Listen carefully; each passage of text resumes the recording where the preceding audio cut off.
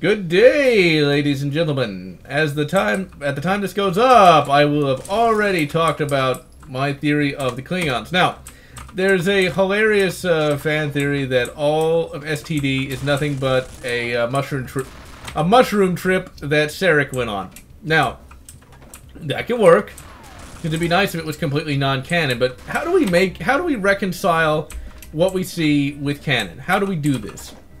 Well, we got to look at the... Now, obviously, the visual differences are too great for it to be canon, but how do we make the Klingons make any sense? And let's be reasonable, ladies and gentlemen. They're not... CBS is not going to declare their flagship series non-canon. They're just not going to do it. So how could they possibly salvage the Klingons and potentially not make it sound really, really, really dumb? Well, what you can do is have them be one of two things. Don't make them an offshoot race of the Klingons, but I bet that's what's going to happen. It's like, well, they're a race you haven't seen. I bet that's what's going to happen. I can almost guarantee you that is what will happen. But what would actually make a lot more sense is to say one of two things. They're a bioweapon created by the Klingon Empire to weaken the Federation. That's why they're so indiscriminately destructive. They're meant to be that way because... It doesn't allow the Federation to actually have, you know, really good lines of defense. There is no front line. The front line is everywhere. And thus it causes a lot of chaos in the Federation. Makes sense. And remember, around the 23rd century, the Klingons were supposed to be the Space Soviet Union. So they're doing underhanded tactics and stuff like that. That's pretty underhanded. And also remember that, according to Worf, there is honor in victory. He said it. So that's why the cloaking device is fine. You know, it's like, well, there's honor in victory. And honor to a Klingon will be very different from honor to a human. Remember, they're aliens. They're foul Xenos.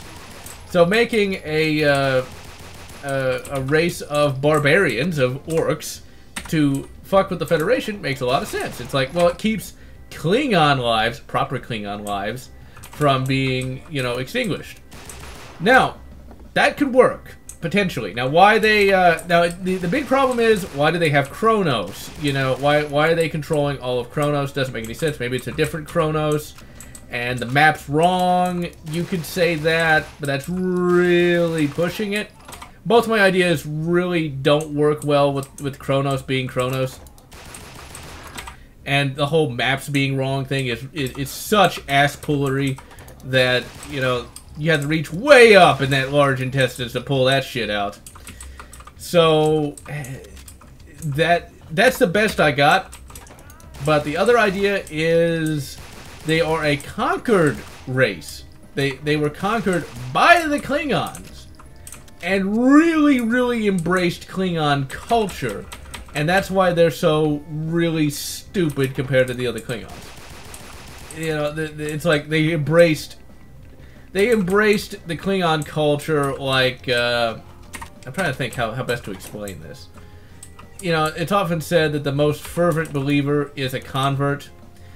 And so, they're like Klingon, they're like extreme converts to the Klingon way of life.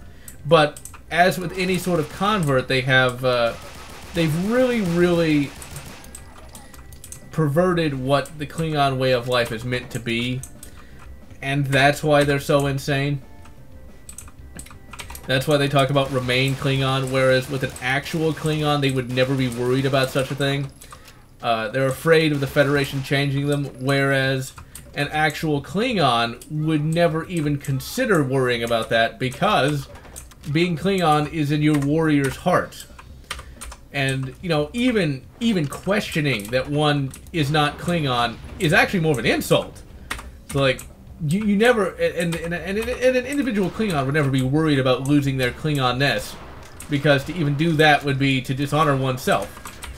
So, yeah, the very idea of T'Kuvma doesn't work in terms of canon, unless, of course, they're these converts, and so they're always worried about reverting back to their original form, you know, and that can work, I think.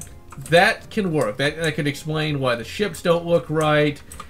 That can explain why Kronos doesn't look right. That can explain just about all of that. However, I doubt they're going to go for that. They might even say it's just another Klingon, another race that just calls themselves Klingons. You know, and if you wanted to be really cheap, once again, this is the biggest ass pullery you could ever imagine. You could just say, the translators were wrong. They're not Klingons, they're the blah blah blah blah blahs. Oh no! Oh, what a twist! They really like that in STD. They literally, you know, that fucking joke from Robot Chicken. I can guarantee you, if they had to do the what a twist so many times, he'd get a fucking crick in his neck all the times they do the what a twist! So yes, ladies and gentlemen, where was I? Yeah, the Klingons. That's the only thing that can make sense is either A, it's mistranslated, which you know what? It's better than saying the Klingons always looked like that, because the Klingons change all the time. Not that And then of course you have to remember that Enterprise is canon. So say what you will about Star Trek Enterprise, it's canon! They talk about Jonathan Archer all the time. Well, they mention his name a number of times. So, you know, if that's canon, then that means the Augment episode has to be canon. It has to be. And if that's the case, then we already know why the Klingons have changed between TOS and TNG. We know that. It's explained in that episode. And since I highly doubt any of you guys are going to go watch that or care about spoilers, allow me to tell you the reason the Klingons have bumpy foreheads later on is because they were able to cure the Augment virus. Essentially, the Augment virus was a bit of bullshittery, too. But, once again, I liked the book's explanation better. Anyway, the Augments. Khan's... Wow, there's so much explanation. If you don't know anything about Star Trek, you're not going to have a clue what I'm talking about. Fuck it. If you don't know Star Trek, fuck you! Anyway, where was I? So you had the Augments. They were some holdovers from Khan. And what ends up happening is they want to try to take over United Earth because there's no Federation yet. Because Star Trek Enterprise takes place during the 22nd century. Can I drink that? Of course not. It's just not filtered enough for him. I actually made a hilarious joke in the last recording, but whatever! Where was I? Yeah, so there's a virus. Okay, long story short, virus gets cooked up, and it takes away the Klingon ridges because the Klingons stole some human technology to make super soldiers. That super soldier serum didn't work, and made them lose their foreheads. There, boom, done. It doesn't turn all the Klingons into super soldiers. What it does is it just gets rid of their forehead bumps. Boom. That's all you need to know. In the books, it was two different species. The human-looking Klingons, called the Kimcha, and the bumpy forehead Klingons, called the something else. The Kimcha were known as the unhappy ones, because they did not have the forehead bumps. So yeah, that made a little more sense. And by the end of the 23rd century, they all had the forehead bumps because surgery. I think I'm remembering that right. Whatever. Ultimately, there was a reason why they looked different. And the visual history of Star Trek was always meant to be valid. Case in point, Star Trek Trials and Tribulations from the 5th season of DS9 had, of course, the TOS Klingons in it. And Worf was all like, it is not discussed amongst outsiders. And, you know, there you go. Now, that doesn't make a lot of sense when you think about it, because wouldn't somebody from the 23rd century, you know, go like, hey, the Klingons look different, but, you know, TV. You can only ask for so much, okay? And to make them look that different in Discovery is just ridiculous. We just need it to be like, we thought they were Klingons, but they're not. And then it'd be like, then of course you could nitpick and go like, well, why didn't anybody say they looked really, really, really different? And the answer is, reasons? Enterprise is guilty of doing these retroactive continuity changes as well. Like with the Ferengi showing up in the 22nd century, but of course there's no visual evidence of them. Or the Borg, but there's no, you know, the Borg make a little more sense just because it is a different timeline. You can get away with that in Enterprise just because of the temporal Cold War, the Borg going back in time and fucking over the timeline. You know, that works, you know, that at least has some degree of explanation. I think one of the biggest problems with STD is just the fact that they really wanted to push that it's canon. Now, I can be of two minds of this, and I will definitely mention this in the review. I'm not sure if I recorded this. Yeah, okay, this was just one episode. Oh, I fucking hate this level. Just because you start up immediately getting shot up. And, like, if you're really low on health, you really gotta get lucky not to get killed in the first 5 fucking seconds. So one of those, you see the enemy and fucking die. Let's see, where was I? Where was I in the year 1802? I wasn't born yet. That's where I was. And just poke my head out there and hopefully not get shot up. But I think the reason why they want Star Trek Discovery to be a prequel to canon is because I think they have this... now, for political reasons or not, I don't care. Because it can be... Shit can be bad without it being political. It could be the fact that they feel that they are better than the writers of TOS, TNG, and all the rest. That their canon, their version of canon, is more valid and better because they feel they're better writers. Hence why they want it to be canon so badly. They don't want to simply be creating another interpretation of Star Trek. They want their interpretation of Star Trek to be the only interpretation of Star Trek. And if that's the case, they have failed miserably because they do not understand what Star Trek is. The very idea that Star Trek is meant to be Game of Thrones in space is, well, it shows a rather distressing lack of knowledge of what Star Trek is meant to be. Star Trek was meant to be, now a lot of people like to say wagon train to the stars, but as we all know, any real fan of Star Trek, will know that that was simply a lie done by Gene Roddenberry to get the show greenlit. But realistically, Star Trek has always been supposed to have been a show that was positive about the future. That the future will be bright, will be happy, and everyone will finally learn how to get along. That was the idea behind Star Trek all along. Everyone of every single flavor of humanity will get along in harmony because we will move past such idiotic crap as racism, sexism, and all the rest. Now, STD doesn't like that. STD really doesn't like the idea of no conflict. STD it revels in conflict. It revels in violence. That's the other thing. Star Trek has never shied away from being a little violent now and again. I mean, you got fucking Captain Pike in the first episode ever of Star Trek, literally choking out a I almost said Tholian. Yeah, he's gonna be able to fucking. Captain Pike is so badass. Even though the Tholians are like 5,000 degrees, he can fucking choke that motherfucker. But the idea is, you know, he can choke the Telosian, chokes out that Telosian, you know. All right. That's fine. But when you see these people, and they also ruined vaporization. You know, like, when you got vaporized in Star Trek, it didn't look that bad. But in STD, like, it looks really painful. It just looks horrible. You'd been kinder just to have shot him. And it just gets worse from there. It really does in terms of its overall unpleasantness. But it's not a happy future at all. It's a sad future. You know, people in that show are unpleasant. They're mean. They're rude. They're crude. They're not what you would expect someone from the 23rd century to act like. And it's like, I thought, they really act more like people from now.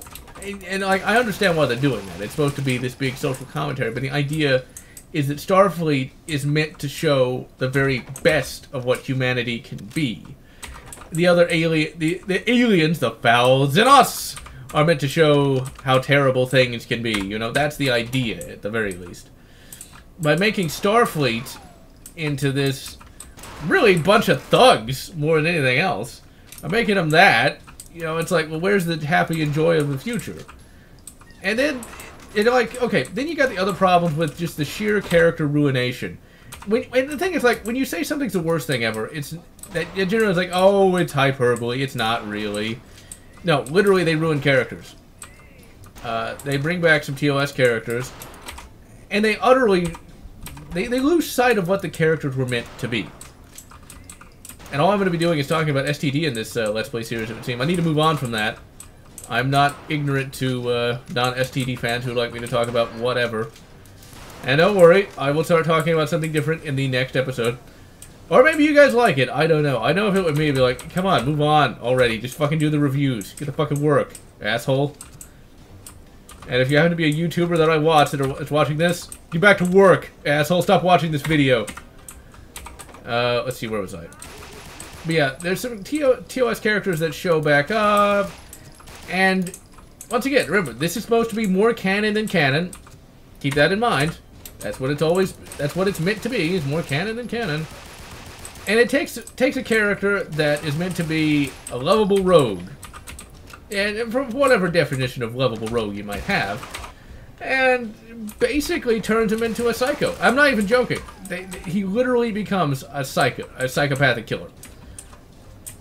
And you gotta ask yourself, why? Why would you do this? But really what's hit the worst is just Starfleet in general. Starfleet, at one time, was meant to be this organization for good. And it's not. It's just... It's never been... Now, in TOS, there were the odd mad captain. I chalk that up to, you know, the adventure kind of writing, you know. Captain Kirk needs to face someone like himself. Or it's something along the lines of, look what could happen to Captain Kirk if he didn't have his loyal crew of awesome guys. But but it was always somebody who was operating like a rogue. Whereas in this particular show, Star Trek Discovery, Starfleet is just bad in general. They try and fail. Because once again, they try, and the reason they fail is because it's invalidated in the next episode. But once again, I don't want to spoil everything that I'm going to talk about in the review, but Starfleet straight up uses war criminals in its organization. It does. And it makes no sense. The very prospect of using Michael Burnham in any capacity whatsoever, she's a mutineer. You can't trust her. And she does whatever she wants to do whenever she wants it. That's not good for your military group. That's terrible. And then, you know, it's the same problem with the Abrams verse. And really, the Abrams verse, I like as movies. They're great to watch. But they have as much depth as STD. In fact, STD really shouldn't even have been considered to be more canon than canon. What it should have been considered is just a prequel to the Abrams verse, because it has more thematically in common with the Abrams verse than it ever does with the original series. The Abrams verse is very, very shallow in terms of characterization. It's very simple in terms of what characters it does have, although it does have more. You have more characterization in a 2-hour movie than you do in the entirety of STD. Once again, I will have plenty of proof for that. I'm going to die. I will prove all of that. Because it's not enough for me just to say it. I want to prove it beyond a shadow of a doubt. Because it's that bad. But the Abrams verse, you know, it had its problems with characterization. But you know what? At least it had it. And I'm going to kick you in the face. But at least it had it. And ultimately, you know, as an Abrams-verse TV series, STG succeeds because it is that hyper insanity that the Abrams-verse is. It's that shallowness that the Abrams-verse is. And it even has the art style of the Abrams-verse more than it does Star Trek in general. And in that, it still doesn't work, but it makes more sense. The big problem with the Abrams-verse is they hyper-exaggerate everything. You thought TOS was exaggerated. No. In the Abrams-verse, everything is exaggerated. And I guess that makes sense why the Klingons... And you know what's worse? I just realized something. In the Abrams-verse, the Klingons still looked right. They didn't have the non-bumpy foreheads, but you know what? I could overlook that. At least they looked like goddamn Klingons. So say what you will about the Abrams-verse, at least it was... You know, I guess that's the big thing about the Abrams-verse, you know? At least in the Abrams-verse, it's not as bad as STD. Boom. There you go. And I still enjoyed seeing Into Darkness. I thought Into Darkness was great fun. I knew what it was, though. I knew it was just Wrath of Khan 2.0, and that's fine. You know, Wrath of Khan 2.0 works. Oh, fuck, I'm gonna die. Oh, shit, I'm an idiot. I'm an idiot. I'm in the worst possible place. I got 6 health, save. Wrath of Khan 2.0 was not a bad thing. And I have no ammo in the... No ammo at all. Come on, give him a rifle. And shoot him in the face. And shoot him. I blew his leg off despite shooting him in the chest. Not really sure how that works, but okay. And he shot me in the face. That's bad. Okay, at least I finally have enough 9mm. Oh, let's see, where was I? You know, at least, okay. At least Wrath of Khan 2.0 didn't turn, like, Khan into a rapist or something. You know, because, of course, we have a villain that is... It's sort of a fridge horror kind of thing, as TV tropes would say. We have a villain that is fridge horror. See, I told you he'd shoot me in the back. So don't call me a goddamn war criminal. Let's see, where was I? But there is a character that is a rapist. That by its very definition, is a rapist. So, yeah. Brilliant. At least Khan, I think, in Wrath of Khan 2.0, the big problem there was, I think they wrote themselves into a corner, and thus, they do that in STD during the Mirror Universe episodes, is they write themselves into a corner when it's like, why is this person a villain when this other guy is almost identical? But in Wrath of Khan 2.0, you know, you have Khan. He's not as villainous as he should be. And so they, of course, have to ratchet up his cruelty completely at random. It's like Khan, in the course of the movie, just went fucking nuts for no reason. Because he shouldn't act like that. And, of course, you know, in order to make Starfleet... See, that's the other problem, though. You got, like, Starfleet acting bad in Wrath of Khan 2.0, and, you know... You have Admiral, I can't remember what his name is. Admiral RoboCop. You have Admiral RoboCop. His plan isn't a bad one. Have, you know, a power-hungry madman design you some new weapons to fight the Klingons. Okay, I can go for that. But then, you know, killing the crew of the Enterprise and stuff like that. Yeah. It's like, well, wait a minute. I thought he was supposed to be the bad guy. This makes sense. Well, you know, he wants to kill the Enterprise, because, reasons. Complete stock of 99mm. That's gonna be kind of hard to carry. 99mm sounds pretty big. I think they meant 9x19mm, and we are at the exit, ladies and gentlemen. And so, I am GeneralLotz, wishing you good 99mm submachine gun, or whatever makes you happy.